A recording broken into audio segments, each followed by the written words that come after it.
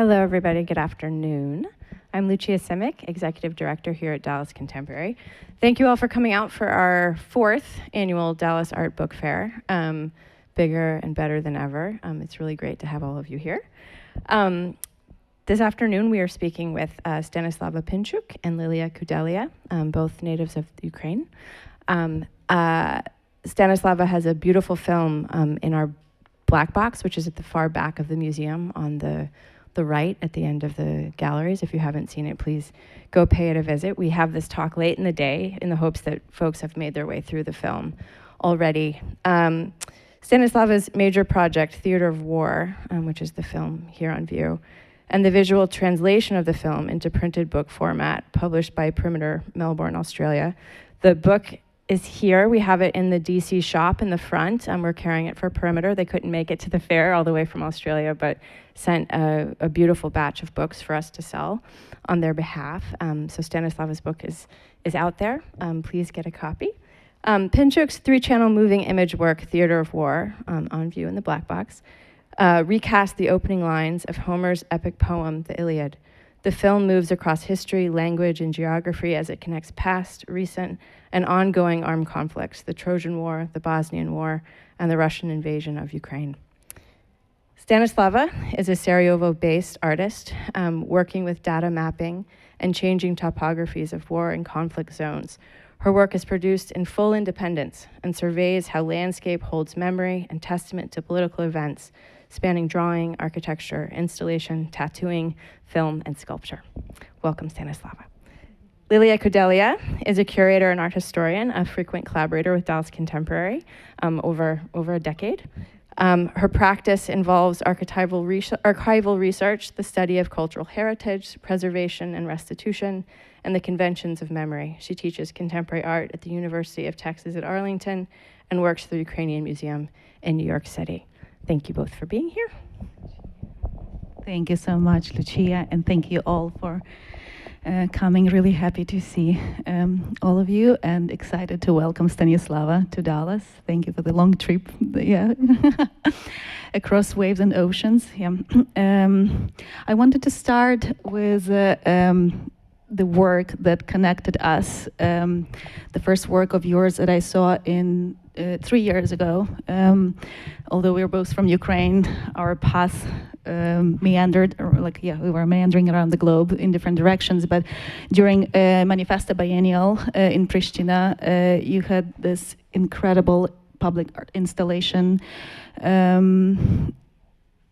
that, as the art newspaper described it, it lived in the shadows of a bridge patrolled by NATO troops, and it was this incredible space between the playground space, but also allowed to imagine how we be together at contested territories. The site for this installation is Mitrovica, and maybe I'll pass the mic to you to tell us more about this work. Yeah, thank you for coming. I just got quite emotional to see this work, large scale somehow. So excuse me for a moment. But for those of you that aren't familiar with Mitrovica, it's often described as the most divided city in Europe, and it's this kind of river that divides area contested by Serbia and Kosovo, Albanian south, and Kosovo, Serbian north.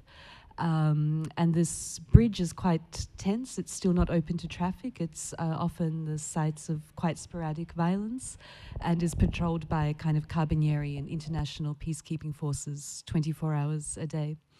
And this work happened just a few months after full-scale invasion of Ukraine. And I guess it was kind of a time where I cancelled all my other work and commitments. And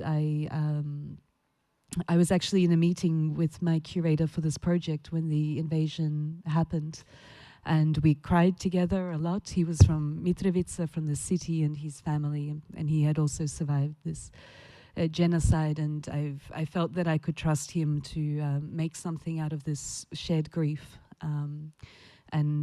So we made this kind of playground. Maybe we can go to the next slide. So above the city is this monument by one of my great heroes on this planet, Bogdan Bogdanovic, who was a Serbian intellectual and a huge critic of Milosevic, actually the first one. And it was kind of a monument to peace. It was a Yugoslav monument to the victims of World War II. And I guess following what happened in Kosovo in the 90s, this monument is kind of for everybody and nobody at the same time. You know, it's a monument of the failure of peace. And somehow it's concrete and it's really heavy. And so I wanted to recreate it from scaffolding in the river in parts, kind of like, you know, a whale skeleton that washed ashore, and, you know, this kind of idea, if we couldn't agree on the bridge, we'd have to get in the water, and this kind of sense of bulk and absurdity that we live with, you know, every day. And I wanted to kind of, in the scaffolding, make something new for the summer, you know, like a playground, a pavilion. It wasn't solutionist, it wasn't permanent. But it was a way to maybe even for a few weeks to carve a kind of just a new idea, like a new experiment. And I think it referenced very much that in Ukraine, you know, all the monuments began to be scaffolded and sandbagged and tarped, and that we were kind of also on the brink again of having a Europe without monuments at all. And so I suppose this was kind of this kind of dual layers of the work.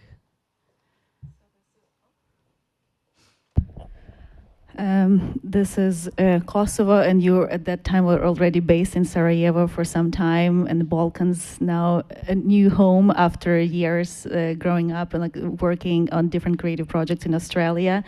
And now you just came to Dallas, interrupted. Thank you so much for willing to do this. Your residency that you're doing in Tirana, in the capital of Albania. Albania is a country, for those of you who don't know, with beautiful landscapes overlooking the Ionian Aegean seas, and the population is like slightly under 3 billion people, right? So like Dallas Fort Worth Metroplex, but incredibly charged deep history. And this is the space of Villa 31. Which this is the year where they finally launch a residency for artists. But who did the villa belong to? And so now I live in a dictator's house. Sorry, I've been going really hard in Tirana, and I was smoking, which I don't normally do. And now my lungs are trying to get the Balkans out and trying to clean themselves. Excuse me. Yeah, I think for those who don't know, Albania had one of the most hardcore communist dictatorships in the world, and Enver Hoxha first broke with Yugoslavia, then he broke with the Soviet Union because they weren't hardcore enough, and then in the 70s he broke with Maoist China as well because that wasn't hardcore enough, and he spent the rest of the years until his death in 1985, he plunged Albania into the third poorest country in the world, completely isolated by his paranoia. And his villa, his home, it's in the middle of Tirana, and it's been for 3 decades empty in this kind of strange question of what to do. And so now, for the first time, it became an artist residency. So I was the first artist to sleep in here. And so for the next 3 months, I'm working with his private library. He was a man until the communism was toppled in 91 by students. He banned every book imaginable was banned for the general population, except for the books of ideology and his revisionist history. And yet for himself, I found the inventory that was assumed lost. It took me about a month recently. And he had 22,000 books, at least. Everything that he banned for people, he was ordering for himself from France. So books about religion, theology, politics, conspiracy theories, erotica, all the novels of the time, existentialism, science fiction, a lot about conspiracy theories. And so I've been trying to kind of to understand the man through his bookshelf, I guess, the way we all try to understand people through their bookshelves when we go to their house. And one of these findings is particularly relevant also to what's happening in like Serbia, the nearby country today, yeah, with a protest led by students. This was an extraordinary book to find. It was a book that he ordered about the anti-communist student protests in Budapest and Prague in 1956, 68. And it was wonderful in some way to see that leaders are threatened by these things, you know, that they possess them, that it feeds their paranoia, that they're not as strong as we, you know, these are not signs of strength, they're signs of weakness. And this has kind of been a really big, I think, catalyst for the work as well, to kind of understand people power and protest power, and I guess all these things that the Kosovo work was about as well. Protest architectures. And these are his vampire books, which I'm kind of working with as well. And I mean, really esoteric things. I mean, it's wild to think that this dictator was reading books about Aleister Crowley's Church of Satan, and books about hypnosis and telekinesis and, vampire erotica. And so I've been kind of working with interpretations of these texts. And this marble texture will soon appear in your new series of work that you're developing, yes? But maybe at this point we go back a little, and I wanted to ask you, we soon will be talking about the theater of war and the major literary work by Homer that you were inspired by, and this is a sister work for this project, the Wine Dark Sea installation. I was thinking about, so we're looking at the books that are meant to be read in solitude and not shared, but you are also proposing really beautiful ways to tell the stories and read literature in the format of this project, the Wine Dark Sea. Tell us about the pedestals and the concept behind like allowing it to be like rearranged by others, right? And having like less control of. It's so I spent the last 5 years making 2 works about the 2 great epic poems of Homer, the Odyssey and the Iliad.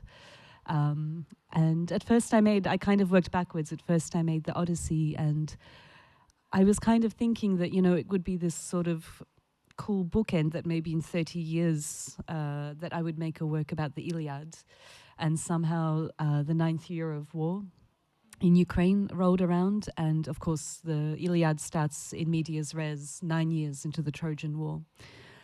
And I kind of thought, okay, like this was something I was hoping wouldn't happen, and actually then these works I made one after the other. But this work was, actually I was asked to read, a whistleblower released the condition reports of migrants and refugees who were held in offshore detention centres in Australia, of Manus and Nauru Islands. And the reports were horrific. And the way that, I understand that there are really similar politics in the United States at the border as well. But basically people were put into prison for up to 9 years, similar time frame, for having committed no crime than the human right to seek asylum, with no kind of answer of when they could go home or even to go to Australia for Medivac, medical treatment. And as I was reading this, hundreds and hundreds and hundreds of cables, what kind of started to stand out to me was how many of the sentences read like lines from the Odyssey, these like classics. Whose country am I in? Whose country, who have I come this time? And I started to pair them actually with different translations of the Odyssey, and they started to become identical, And so, for example, these are the texts that were inscribed on the stones. And I swapped the protagonists, so every time you're reading the redacted, you're actually reading the Odyssey, and every time that you're reading, Odysseus had not returned from Troy, you're actually reading the cables. So it was this kind of question about which narratives we accept as, the Odyssey as being kind of the first work of, let's say, like migration literature, the first great migrant novel. and what's kind of not accepted as narrative on your front door. And Odysseus, who also went from island to island to island with no answer of when he could go home. And it's this kind of key idea of xenia, hospitality. It's how you treat your neighbor. It's not what it says about your neighbor, it's what it says about you. So yeah, you can kind of see another. Some of them are more poetic, and yet still swapped. And they were very much inspired by, I guess they were very fleshy, that they're almost kind of gravestones. And I made this work in the pandemic, so I could work with stonemasons because they were construction workers, and then I apprenticed with a grave maker, so I learned how to make graves, so I could do the texts. And I wanted them to be, you can see they're fleshy, this kind of pink fattiness and veins, and it's also kind of this treacherous sea and the body, and so they're kind of modular, and there's no one way to arrange them, and which is inspired by the tomb of Homer that's in the film of the Odyssey, the Iliad. Sorry. For those of you who haven't seen it, yes, please go proceed through the gallery, through all the beautiful stands into the screening room, where we have the theater war playing today and tomorrow. Let's see, Stanislava, Homer's tomb. The film kind of evolves around three locations, three sites: Sarajevo, the UK in the Middle Channel, and the tomb of Homer.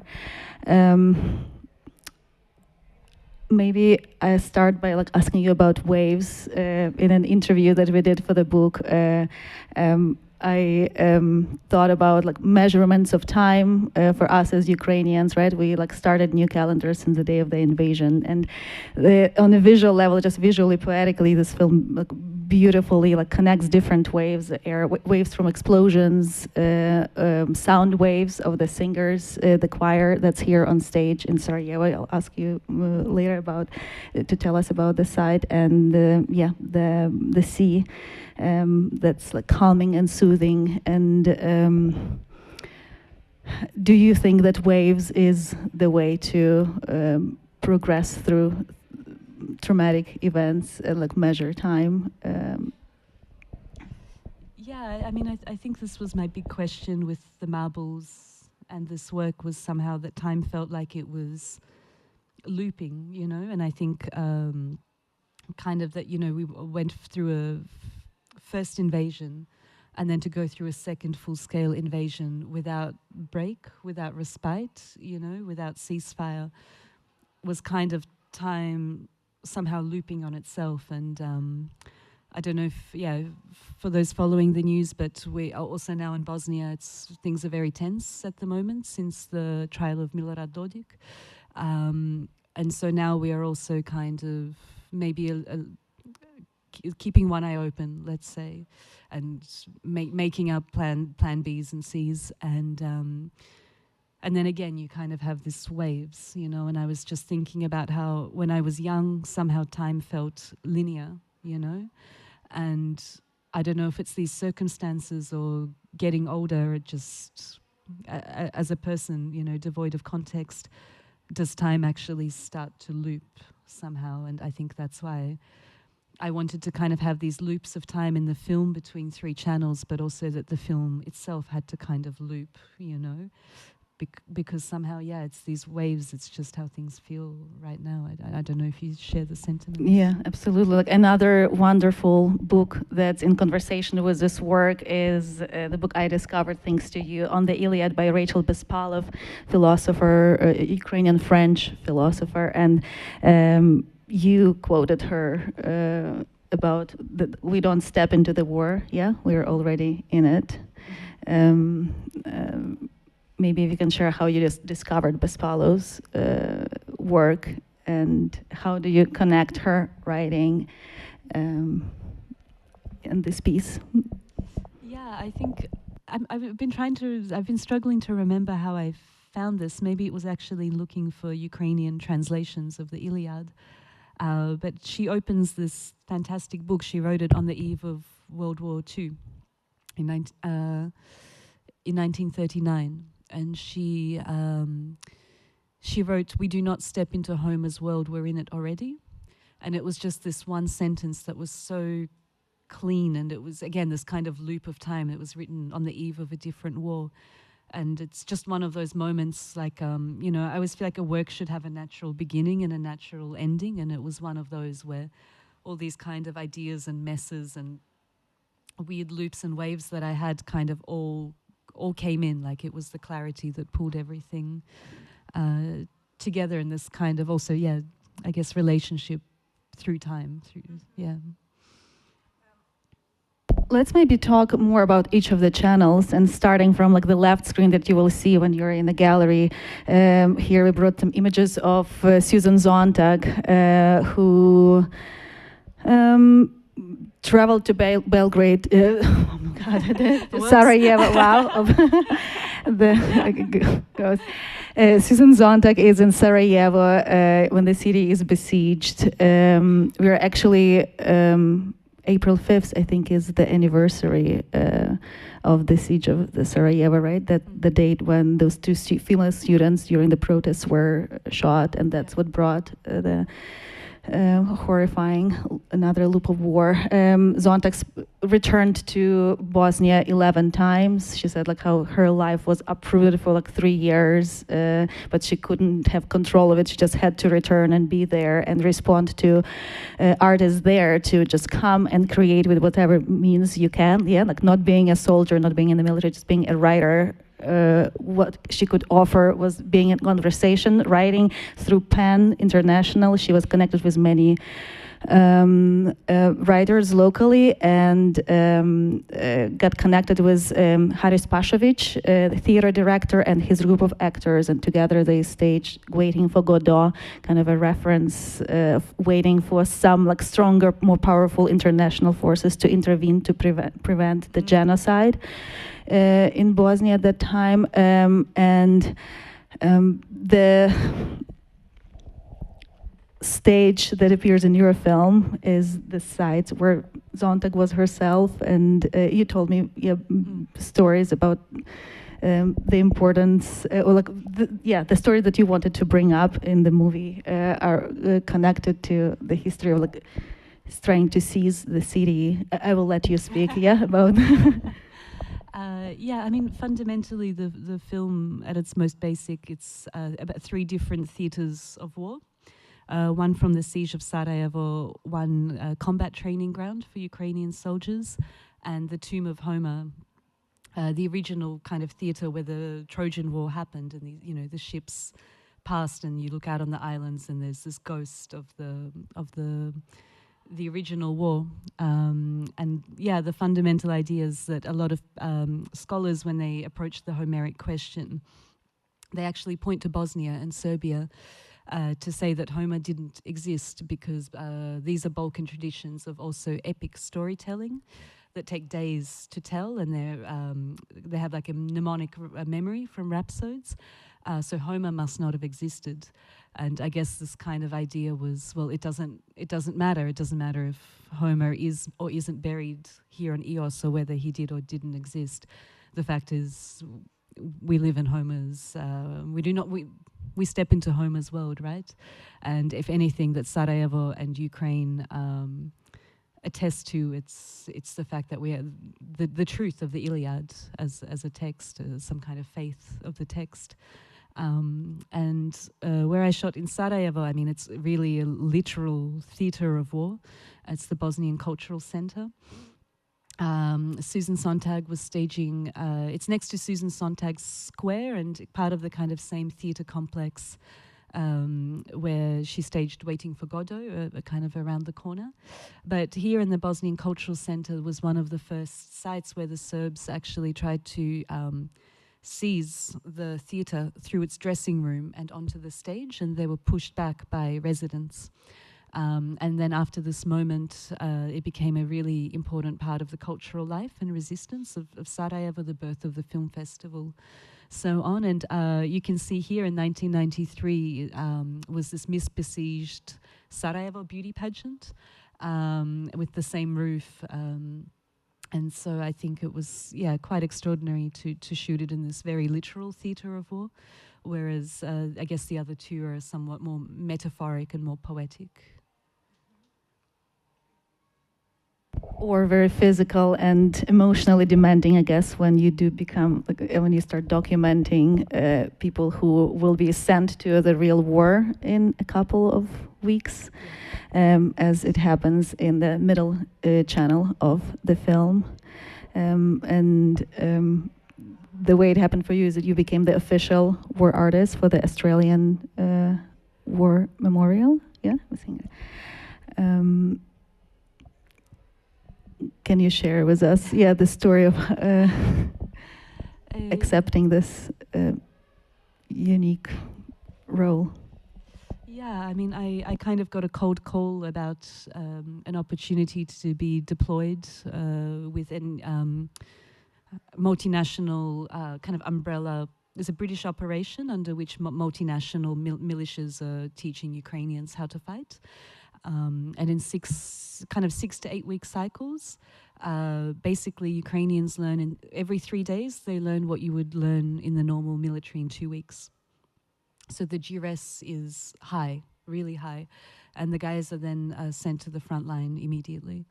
And I kind of had 24 hours whether I would accept this deployment. And then I spent 2 weeks in the most invasive and insane security checks of my life, which I can't believe I passed because I'm like a bit of a dirtbag. And so I kind of didn't think that it would happen till the last second. And I guess this kind of theatre of war here, it's it's a simulated kind of duplicate of war in the south of UK. To me, it was kind of wild because this landscape, and I mean, you see it in the film. To me, it's this unmistakably Southern English landscape, like I know it from John Constable paintings. And then within that, it has this sort of insane duplicate of houses that are modelled on Germany, on Afghanistan, on Syria, on Kosovo, on Bosnia. So it has this kind of secondary link. And actually some of the people that I was stationed with were soldiers in Bosnia in the 90s, as was the first man that I met on EOS when I came to Homer's tomb, who helped me find the two teenagers who are in the film. So it was this kind of, also really interesting loops of time. So I think for me, it's a rehearsal space in some sense, it's rehearsing war, it's learning physical intelligence and combat techniques from trench warfare, urban warfare, ammunition, anti-tank missiles, woodland combat. But at the same time, it's not really a rehearsal because this is all very real, And you'll see it in the film, but there are these really theatrical scenes. I mean, I couldn't believe it when I saw it, that there is these kind of parapets. It's almost like the wings of a theatre, and the soldiers are watching the other soldiers rehearse and do takes. And it's kind of, scenography. It's the scenography of theatre, these cars, these ambulances, and the scaffolding, which I love. The rehearsals of sound you also will notice in the video, sounds which are not real but kind of amplify the... that they play simulated war sounds to add to, that you can practice in distress, and that you can concentrate and communicate if there's someone, screaming for their life or in pain or whatever. You said wonderfully about this return of the scaffold built furniture and Donald Judd homages to inside. And the image that we saw first was installation in Mitrovica, completely built of scaffolding. It's kind of. That brings us to the question of translations, right? Because there are so many languages intermingling in this film, and narration happens in Ukrainian, Greek, English, Bosnian, and it is what is very important for you to consult with different sources. Like literature is all about translation, but translations should be like compared for like proper emotion that you can extract from here. So here we have this. You're like referencing different translators, sources that where you were looking for particular words that best describe the lines from. We haven't talked about exactly the structure of what the choir is singing. So maybe let's talk about the 7 lines and the alphabet. The singing. Yeah. So in the 3 channels, I asked each kind of performer to recite the first 7 lines of the Iliad, the kind of famous, sing muse, the wrath of Achilles, Palaeus' son, da-da-da. And I think I'm kind of very interested increasingly in the work and like the marbles, in what's lost in translation, but also kind of what's found in translation. And maybe this theory that, I don't know, somehow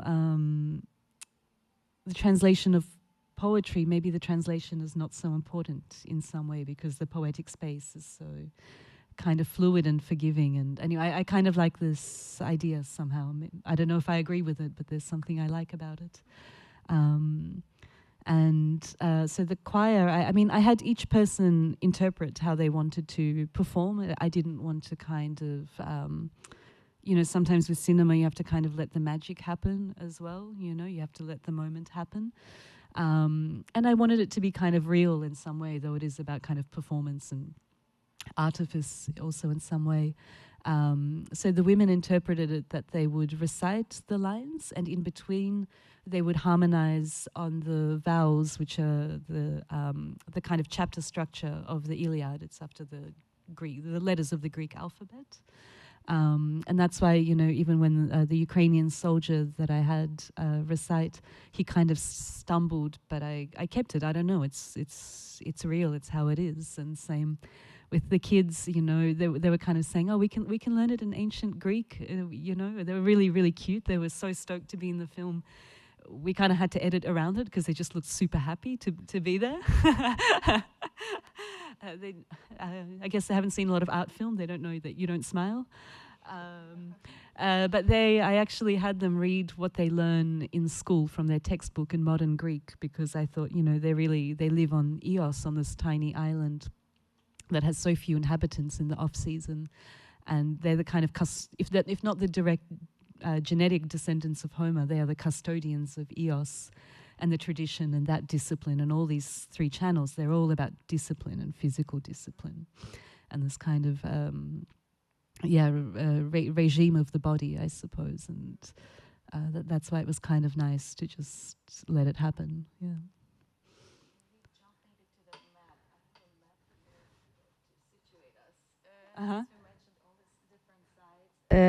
So for those of you who can see at the very bottom of the slides, we have like the tomb of Homer at the very, very center. Yeah, right here.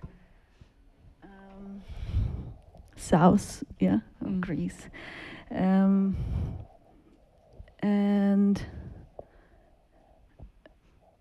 let's see, we marked Albania, the place where Stanislava just flew from, in Tirana, Sarajevo, where she's based. We have also a city where you're sourcing marbles. Yeah, which is where also the Greeks say that Troy was, which is where the marbles came from for the Odyssey works. And maybe the most unexpected location here, very close to in the Black Sea, south of Ukraine, the island, the Snake Island, which many of you may know was the beginning of the invasion, Russian invasion in Ukraine. The island was captured, but it's another mythological connection to Homer's world, and supposedly this is the place where Achilles was buried by his mom. So we are in this. Homeric world. It was also the island that birthed the fantastic phrase, Russian warship, go fuck yourself. And I guess it's also the kind of sinking of ships and Achilles, and the reference also of the women singing these polyphonic harmonies was the way that we in the kind of, let's say, like Slavic world, this polyphonic singing is about expressions of grief, and that, we're not alone in grief, and that we harmonize and express it. And this, in the Iliad, the cry of Thetis, the mother of Achilles, is so strong that it's heard by heaven, So I thought this was really a kind of beautiful way for the women who, a lot of them are mothers, and their children are actually also part of this choir in this network. Like it's super multi-generational, as are their parents, you know, and so I think it was this really beautiful layer. But I feel like, you know, I know in the States it's kind of like those inns where like George Washington slept here. I feel like it's kind of in this part of the world, it's like this was Troy, Achilles was here, you know, the Cyclops was here. We all kind of have these claims, which is kind of beautiful, you know. Trying to own, the competition for time, I guess, timelines.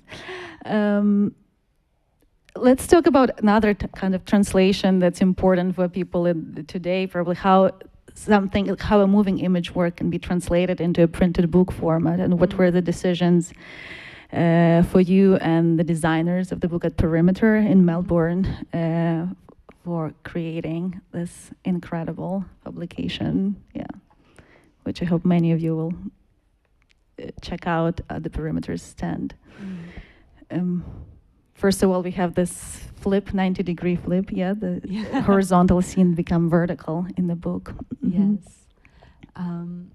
It was fantastic. I've been a fan of Perimeter for a long time. We've sort of been friends, and you know, it's one of those things with your friends where you're always like, we'll work together, and then you just sort of never do because they're your friends. And finally, I kind of sent them everything that I was working on, and they really gravitated to this. And you know, it's my first film, and to kind of, it was so wonderful to give it over to them, who are so experienced and extraordinary with all the editions that they publish. And you know, I probably would have had the most straightforward and some way conservative way to print it, which is, you know, all 3 channels on a page in order. And they came back to me they didn't tell me anything, and they came back to me with pretty much the spread of the book. I didn't change anything, and they kind of put each still, I took maybe 150 stills of each channel, the kind of duration of the film, almost like an animation, and they printed it on each of the spreads, so somehow the 3 channels get kind of jumbled, you know, it almost appears randomized, and kind of tells the story through fragments. And it was really difficult to imagine how to print a video work in the first place, let alone a video work that is so much about sound, you know, it's really a sonic piece. And it was kind of really lovely to kind of make it quite experimental and quite loose in a way, and to kind of own it and try not to over-explain it. We didn't even include an installation shot, actually, to indicate that it's 3 channels, and we kind of agreed to almost treat it like a photo book, like a photo series, and kind of be okay with the kind of the poetics of the gaps in between. And what we have in the book instead is this kind of extended conversation with you, which was also very open to how you wanted to interpret it and lead it, which is kind of the gift of doing these things. Yeah. Looking for shared horizons, or like for me, like the first puzzle, trying to I was talking about maps, and like meridians and lines, and like situating yourself, and how this idea, like how do you situate yourself as a reader of this book, horizontally, vertically, how do you read it, and the metaphor to how you situate yourself in this like politically tense world, and how it's important to position yourself for. We probably haven't touched on so many questions, but we want to open it up to you to ask more, and in a one-on-one format. To end our talk today, 2 little things that we wanted to mention are about events that are happening in Ukraine now for all of us in the book world. Months from now, Kyiv Art Book Fair comes to Kyiv, and Art Arsenal Museum will be hosting another book fair in May with the title "Everything is Translation," curated by Marcy Shore and Oksana Forostina. So, if you have a chance to check out their website, see what's being published, who are the authors, translators coming to Ukraine, artists who are producing artist books, these are two wonderful resources to either like remotely familiarize yourself, to order books from publishers. That's where you can find the list of publishing houses that are active in Ukraine. It's a really vibrant scene these days, and we love many of our colleagues at home. Yeah, thank you. I hope it's all right. I don't know, you know what, panels. I feel like I've just been to, I don't know, I've had well, every panel I've been to has just kind of had really odd questions, or kind of people often ask the best questions in private afterwards. And so I've just kind of decided for the next little while to just cut the time a little shorter, but actually just speak one-on-one and hang out. And somehow, I don't know, it always feels a bit nicer that way and less awkward than like, any more questions? You know, we've all been there, right? Yeah. So I thought maybe it's just nicer to hang out and have like maybe step outside from the heat or have a drink or something. So yeah, thank you so much. Please check out the video, check books, and thank you for being here.